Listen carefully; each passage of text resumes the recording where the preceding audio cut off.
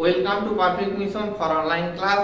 প্রিয় ছাত্রছাত্রী, আশা করি তোমরা সকলেই ভালো আছো। আজকে আমরা তড়িৎ ক্ষেত্র চ্যাপ্টারটা শুরু করতে যাচ্ছি। তড়িৎ ক্ষেত্র খুব গুরুত্বপূর্ণ চ্যাপ্টার। Electrostatic field.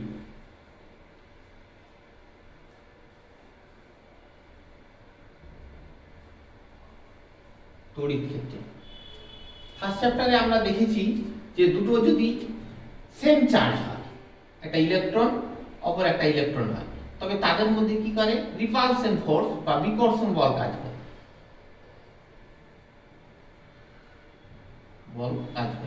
আবার দুটো যদি অপোজিট চার্জ হয়, একটা ইলেকট্রন অপর একটা প্রোটন, তবে তাদের মধ্যে কি হয় আকর্ষণ বল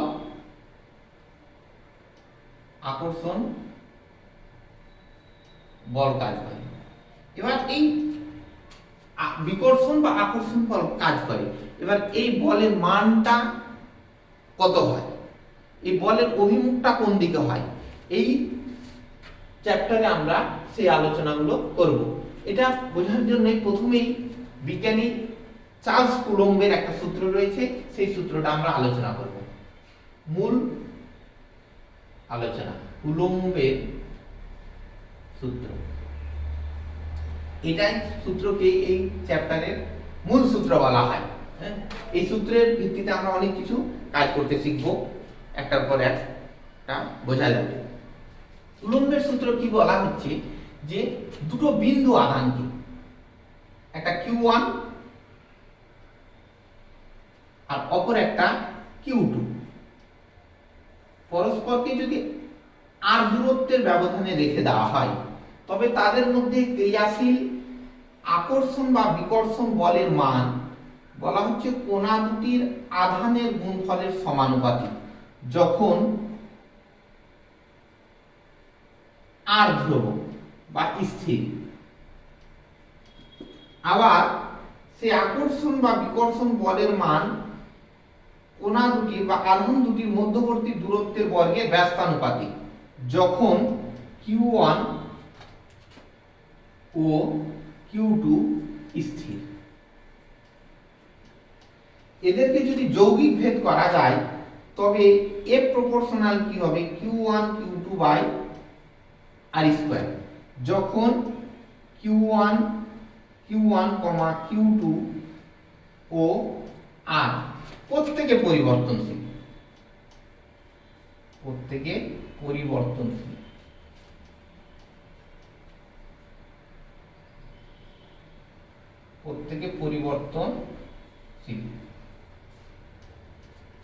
এবার এই প্রপোর্শনাল সাইনকে যদি সরাতে হয়, তাহলে একটা ধ্রুবক নিতে হয়, k ড্যাশ নিলাম বা c ড্যাশ, কুলম্ব কনস্ট্যান্ট যাকে বলা হয় Q1 Q2 by r square.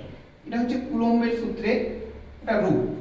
যে কুলম্বের সূত্রটা কি, যে বলা হচ্ছে যে দুটো বিন্দু আধানকে পরস্পর থেকে ক্ষুদ্র দূরত্বের ব্যবধানে রাখা হলে তাদের মধ্যে ক্রিয়াশীল আকর্ষণ বা বিকর্ষণ বলের মান আধান দুটির মানের গুণফলের সমানুপাতিক এবং উহাদের মধ্যবর্তী দূরত্বের বর্গের ব্যস্তানুপাতিক হয়।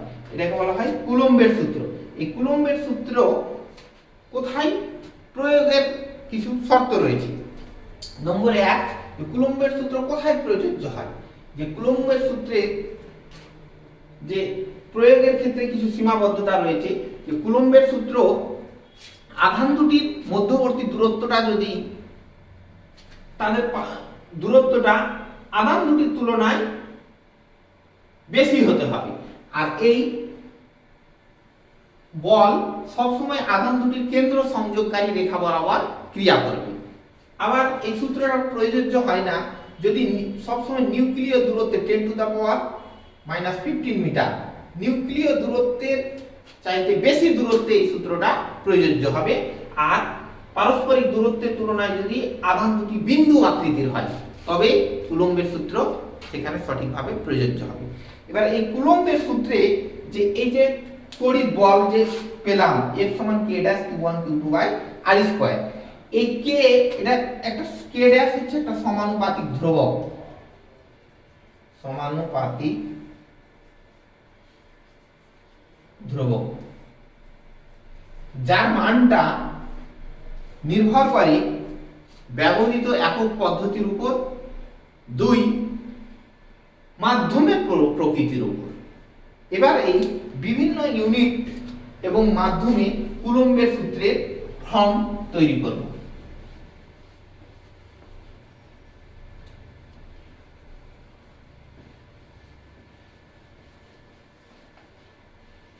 সিজিএস পদ্ধতিতে যদি দেখি, ইন সিজিএস ইউনিট,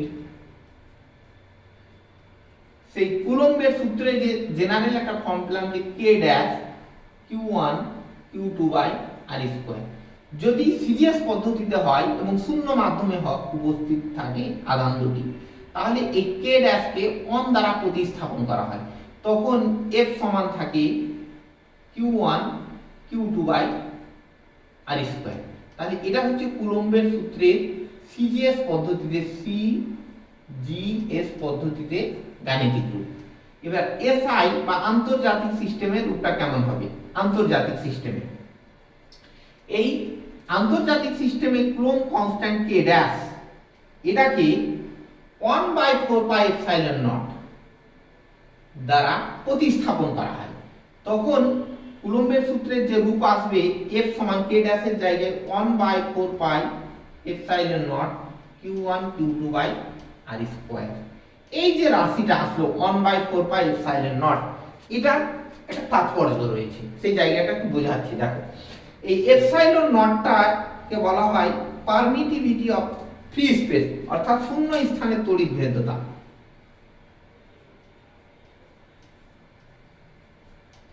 তড়িৎ ভেদ্যতা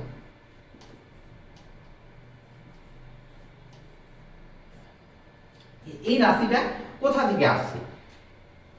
আমি যদি উদাহরণ হিসাবে বলি যে এখন দুটো চার্জ রয়েছে, ধরে নাও যে দুটো যদি সেম চার্জ থাকে তবে বলরেখাগুলো বের হয়।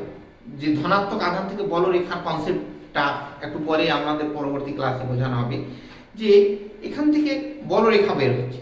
ধরে নাও এই চার্জ থেকে যে বলরেখা 100টা বলরেখা বের হচ্ছে, আর এই 100টা বলরেখা যদি এইটা যদি নেগেটিভ চার্জ হয়, 100টা বলরেখা পেল, এক একটা বলরেখার জন্য যদি 1 নিউটন বল প্রযুক্ত হয়, তবে টোটাল 100 নিউটন বল প্রয়োগ হবে।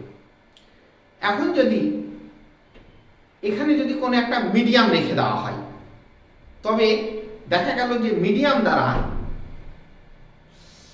40টা বলরেখা শোষিত হয়ে গেল, তখন এই কটা বলরেখা পাবে?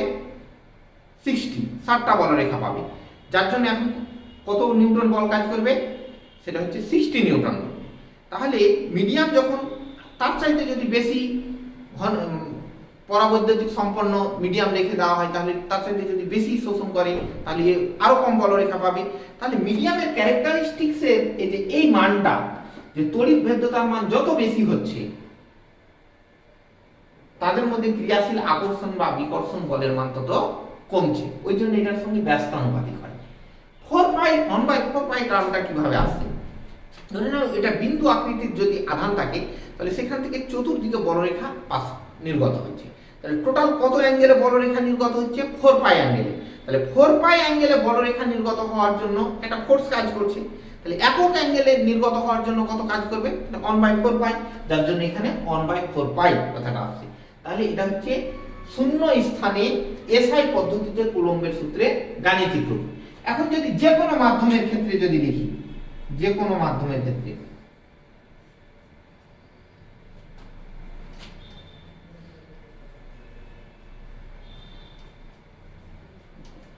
যে কোনো মাধ্যমের ক্ষেত্রে কুলম্বের সূত্র, তখন এই F সমান হবে 1/4 pi epsilon Q1 Q2 by R square, যেখানে এই এপসাইলনকে বলা হয় মাধ্যমের তড়িৎ ভেদ্যতা। মাধ্যমের তড়িৎ ভেদ্যতা।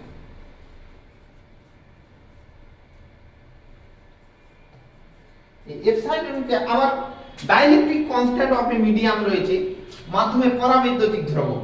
এই মাধ্যমের পরাবৈদ্যুতিক ধ্রুবক কে কে বলা হয়?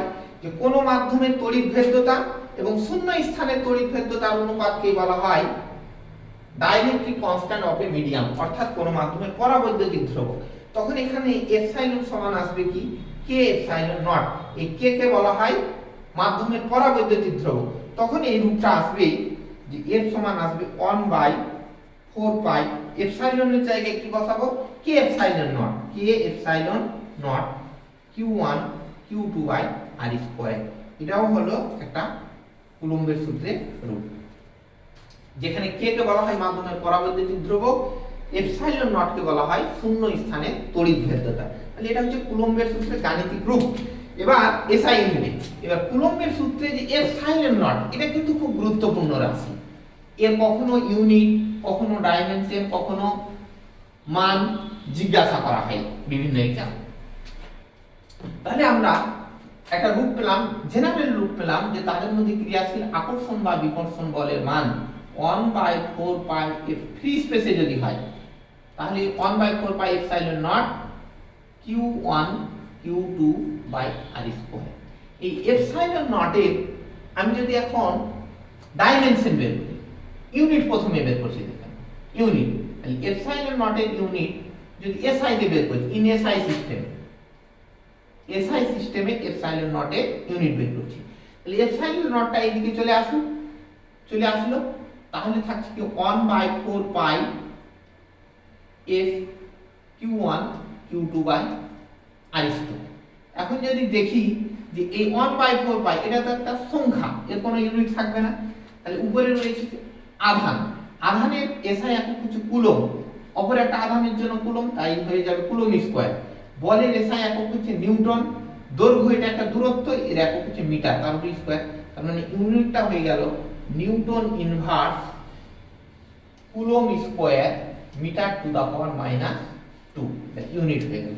এবার ইন সিজিএস সিস্টেম, সিজিএস সিস্টেমে যদি আমি এপসাইলন নটের ইউনিট বের করি, তাহলে নিউটনের জায়গায় কি হয়ে যাবে? ডাইন ইনভার্স কুলম্ব, এটা সিজিএস পদ্ধতিতে আধানের একক হয় স্টার্ট কুলম্ব, তার square into centimetre to the power -2, এটা তখন ইউনিট হয়ে যাবে সিজিএস এ। এবার ডাইমেনশন অফ এপসাইলন নট খুব দেয় পরীক্ষায় বিভিন্ন কম্পিটিশন এক্সামে, যে আধানের জন্য কি আসে, আমরা আরেকটা কারেন্ট ইলেকট্রিসিটিতে পড়বো যে Q সমান IT, অর্থাৎ তড়িৎ আধান সমান প্রবাহ মাত্রা ইনটু সময়। তাহলে প্রবাহ মাত্রার জন্য I, সময়ের জন্য T। এবার বল রয়েছে, বলের জন্য আমরা জানি ml স্কয়ার না mlt মাইনাস 2। আবার একটা দৈর্ঘ্য রয়েছে এখানে, দৈর্ঘ্যের জন্য কি হবে? l square. তাহলে ডাইমেনশনটা বেঁচে থাকলো কি? দেখো তো mটা উপরে উঠে যাচ্ছে, তার মানে ইনভার্স হচ্ছে l আর l স্কয়ার, তাহলে l কিউব উপরে উঠে গেলে -3 হয়ে গেল। এবার t দেখো এখানে কুলম্ব, যেহেতু এটা আধানের জন্য একবার IT আর একটা আধানের জন্য IT, তার মানে I স্কয়ার t স্কয়ার হয়ে যাবে। তাহলে এটা কি হয়ে যাবে? টিটা উপরে উঠলে পারে t টু দা পাওয়ার 4 আর I থাকছে I স্কয়ার।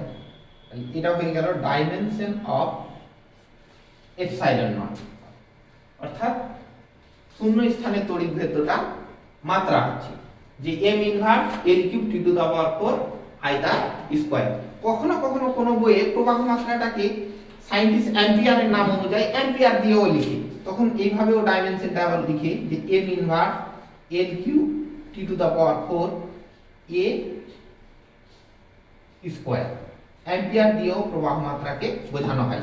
কখনো কখনো কারেন্ট থেকে কি প্রবাহ, কখনো কখনো সি দিয়েও লেখা হয়, অর্থাৎ এটাও হতে পারে যে m inverse l cube t to the power 4 c cube c square, এটাও ডাইমেনশন হতে পারে। তাহলে কারেন্টকে যদি I দিয়ে প্রকাশ করি মাত্রাটাকে, তাহলে I লিখব, অ্যাম্পিয়ার a দিয়েও করা হয়, কখনো কখনো c দিয়েও করা হয়, তাহলে এটা হচ্ছে এপসাইলন নটের ডাইমেনশন। এবার ম্যাগনিটিউড, এপসাইলন নটের এই ম্যাগনিটিউডটা হচ্ছে না, মানটা হচ্ছে যে এটা পরীক্ষাগারে বের করা হয় যে 8.854, এটা পরীক্ষায় দেওয়া থাকবে, ইনটু 10 টু দা পাওয়ার -12, ইউনিটটা কি হবে? Coulomb square newton inverse metre to the power -2। তখন এই এপসাইলন নটের তাহলে আমরা কি কি জানলাম? প্রথমে জানলাম ইউনিট সিজিএস এসআই, তারপরে ডাইমেনশন, তারপরে এর মান। এবার তাহলে আমরা দেখতে পেলাম যে কুলম্বীয় বলটা মাধ্যমের প্রকৃতির উপরে নির্ভর করছে।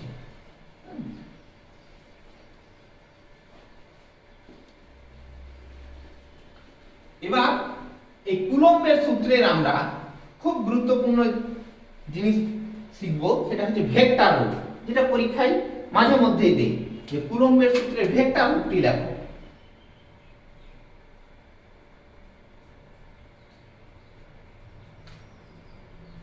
সূত্রের ভেক্টর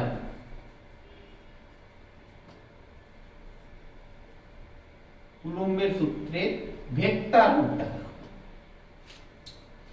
যে কোন একটা বিন্দু, মূল বিন্দুর সাপেক্ষে কোন একটা আধান রয়েছে, ধরে নাও যে q1, সেটা এর পজিশন ভেক্টর হচ্ছে কি r1। পজিশন ভেক্টর মানে কি, যে মূল বিন্দুর সাপেক্ষে কোন বিন্দুর অবস্থান যে ভেক্টরের মাধ্যমে প্রকাশ করা হয় তাকেই বলা হয় পজিশন ভেক্টর বা অবস্থান ভেক্টর।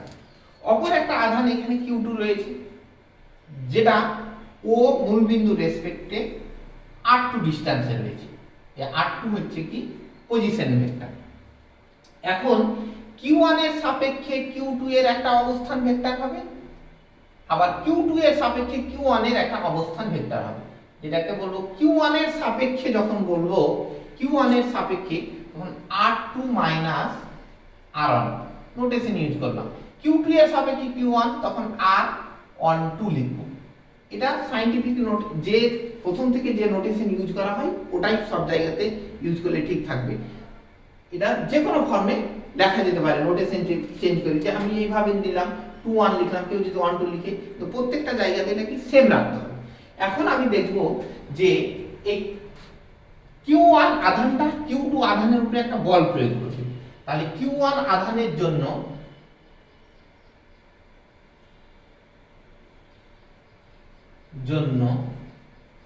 q2 আধানের উপরে ক্রিয়াশীল বল, q2 আধানের উপর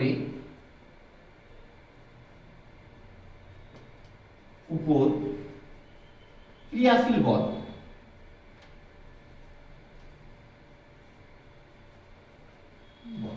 তাহলে আমি লিখতে শিখবো এইভাবে নোটেশন, যে কার জন্য তৈরি হচ্ছে, q1 আধানের জন্য। কার উপরে প্রয়োগ করছে, q2 এর উপরে। বল যেহেতু একটা ভেক্টর কোয়ান্টিটি, বলে এর উপরে ভেক্টর দিয়ে দিলাম।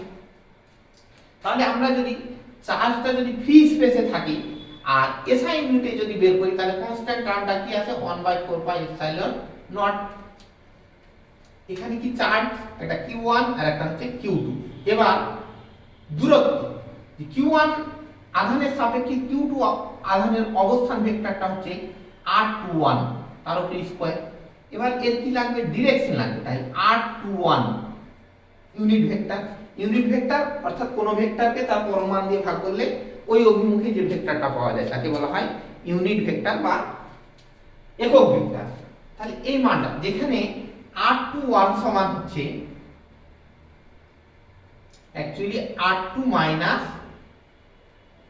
r1, অর্থাৎ এটাকে বাংলায় যদি বলি q1, যেখানে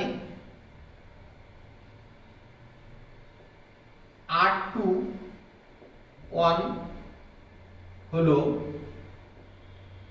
q1 আধানের সাপেক্ষে, q1 আধানের সাপেক্ষে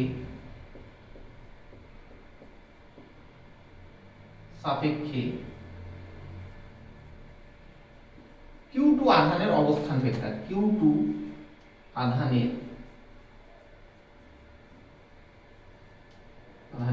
অবস্থান ভেক্টর।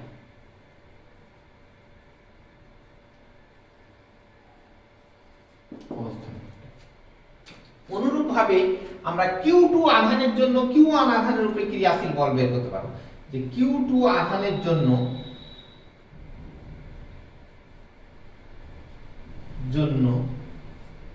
q1 আধানের উপরে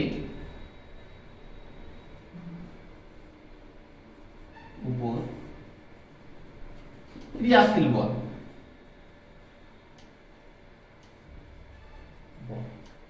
একই রকম ভাবে যদি লিখি যে বল এফ দিয়ে লিখবো কার জন্য, Q2 এর জন্য। কার উপরে প্রয়োগ করছে? Q1 এর উপরে। বল ভেক্টর কোয়ান্টিটি বলে ভেক্টর দিয়ে দিলাম। আমাদের কনস্ট্যান্ট টার্ম কি আসবে? 1/4 pi epsilon not Q1 Q2 by, এখানে যদি 2 1 ইউজ করি, এখানে 1 2, অর্থাৎ Q2 এর সাপেক্ষে Q1 আধানের অবস্থান ভেক্টর। এবার ডিরেকশন বোঝানোর জন্য R12 তার, এটাকে বিভিন্ন ফর্মে এই যে কুলম্বের সূত্রকে লেখা হয়, যে এটা একটা ফর্ম গেল যেখানে এখন বলতে পারবো যে R12 হলো R1 মাইনাস R2, অর্থাৎ R2 না Q2 আধানের সাপেক্ষে Q1 আধানের অবস্থান ভেক্টর। তাহলে এটাকে অন্য ফর্মেও লেখা যেতে পারে, যে এই ক্রিয়াশীল বলকে যদি আমি এইভাবেও লিখি 1/4 pi epsilon not Q1 Q2 by R21, এটা একটা ম্যাগনিটিউড, তাহলে এটা R21, এটা ইউনিট ভেক্টর মানে বলেছি যে কোন ভেক্টরকে, অর্থাৎ R12 কে কোন ভেক্টরকে তার পরম মান দিই, তার মানে R12 ভাগ করলে যে ভেক্টর পাওয়া যায় তাকে বলা হয় ইউনিট ভেক্টর। তাহলে এটা বি স্কয়ার ছিল, তার মানে আরেকটা রূপ হয়ে গেল 1/4 pi epsilon not Q1 Q2 by, এখানে স্কয়ার আর 1, তাহলে কি হয়ে যাবে R12 তার কিউব। এখানে আমরা লিখতে পারবো যে R12 ভেক্টর। এখন দেখো যে F12 Q1 আধানের জন্য Q2 আধানের উপরে ক্রিয়াশীল বল সমান, এইটুকু সমান আমরা লিখতে পারবো F21। তাহলে আমরা দেখাতে পাচ্ছি যে Q1 আধানের জন্য Q2 আধানের উপরে যে বল কাজ করবে এবং Q2 আধানের জন্য Q1 আধানের উপরে যে বল কাজ করবে, সেই বল দুটো মানে সমান, ম্যাগনিটিউড ইকুয়াল, কিন্তু মাইনাস সাইনটা কি ইন্ডিকেট করছে যে বিপরীতমুখী। এর দ্বারা যদি এই মুখে কাজ করে, এর দ্বারা এই মুখে কাজ করবে, বিপরীতমুখী হবে। এবার কুলম্বের সূত্রের আমরা তাহলে ভেক্টর রূপ আলোচনা হলো। এবার কুলম্বীয় বল আর মহাকর্ষ বল, এদের মধ্যে সাদৃশ্য বৈসাদৃশ্য দেখব, তুলনা করব।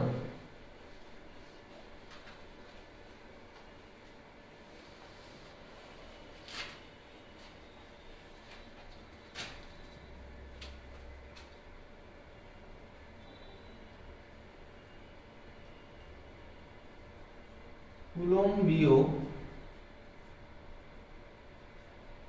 বল ও মহাকর্ষ বল,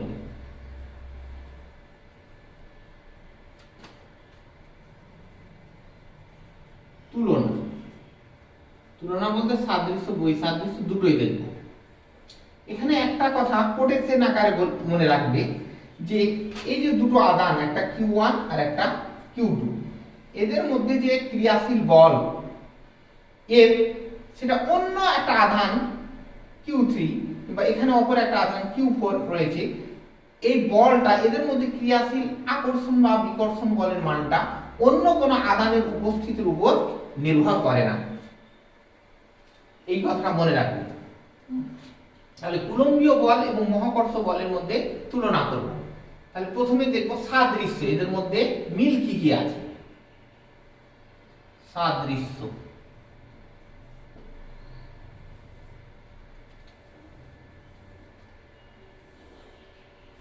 এক জায়গাতে লিখবো কুলম্বীয় ফোর্স আর এক জায়গাতে লিখবো গ্র্যাভিটেশনাল ফোর্স বা মহাকর্ষ বল।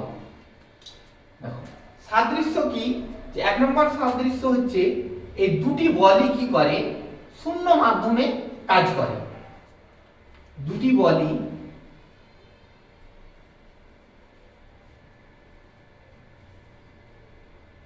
শূন্য মাধ্যমে কাজ করে। এটাও যে সাদৃশ্যের বেলায় আমি এই বলও লিখবো যে এই বল শূন্য মাধ্যমে কাজ করে, এই বলও শূন্য মাধ্যমে কাজ করে। 2 নম্বরে লিখতে পারবো যে দুটি বলই উহাদের মধ্যবর্তী বা বস্তু দুটির মধ্যবর্তী দূরত্বের বর্গের ব্যস্তানুপাতিক। কেন আমরা কুলম্বীয় ফোর্সেও আমরা যেটা দেখলাম যে অন ফ্রি স্পেসে যদি হয় Q1 Q2 by R square, gravitational ফোর্সেও আমরা দেখব যে G m1 m2 by R square. তাহলে দুটোই কি দূরত্বের বর্গে ব্যস্তানুপাতিক। 3 নাম্বার দেখতে পাবো যে এই কুলম্বীয় বল Fc হচ্ছে কেন্দ্রাতিক বল অর্থাৎ সেন্ট্রিপিটাল ফোর্স, কেবলমাত্র সংযোগকারী কেন্দ্রদ্বয়ের মধ্যে সংযোগকারী দূরত্বের উপর নির্ভর করে, সেন্ট্রিপিটাল ফোর্স বা কেন্দ্রাতিক বল।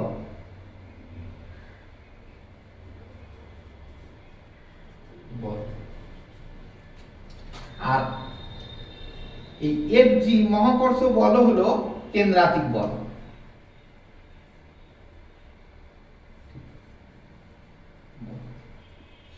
তাদের মধ্যে সংযোগকারী মূল বিন্দু থেকে সংযোগকারী দূরত্বের উপর কেবলমাত্র নির্ভর করে। 4 নাম্বার যে কুলম্বীয় বল হচ্ছে কনজারভেটিভ ফোর্স অর্থাৎ সংরক্ষী বল।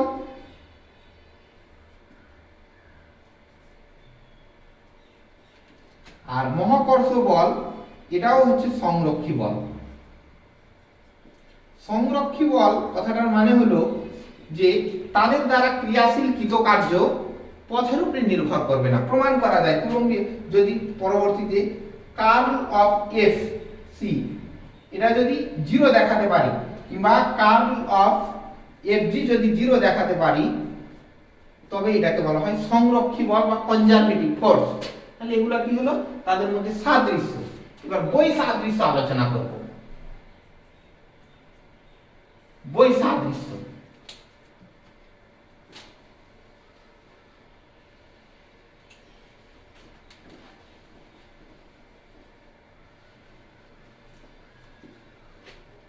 বৈসাদৃশ্য 1 নম্বরে হচ্ছে কুলম্বীয় বল হচ্ছে শক্তিশালী বল, মনে রাখবে Fc কুলম্ব লিখে দিলাম কুলম্বী বা এই বল শক্তিশালী। শক্তিশালী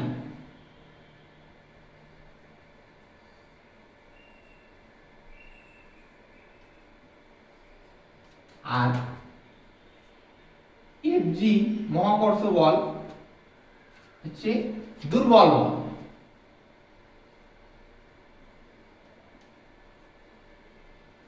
হীন বল বা দুর্বল বল। 2 নম্বরে লিখতে পারবো যে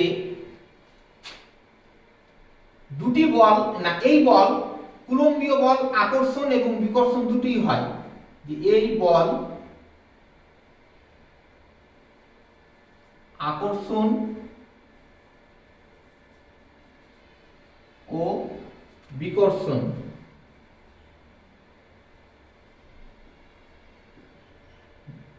দুই প্রকারই হয়।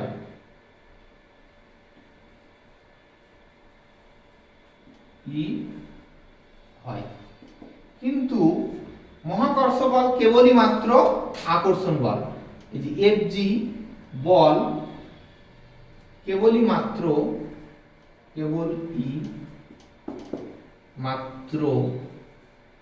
আকর্ষণ বল।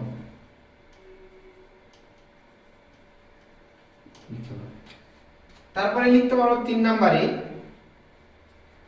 যে এই বলটা মাধ্যমের প্রকৃতির উপরে নির্ভর করে, অর্থাৎ Fc মাধ্যমের প্রকৃতির উপরে নির্ভর করে।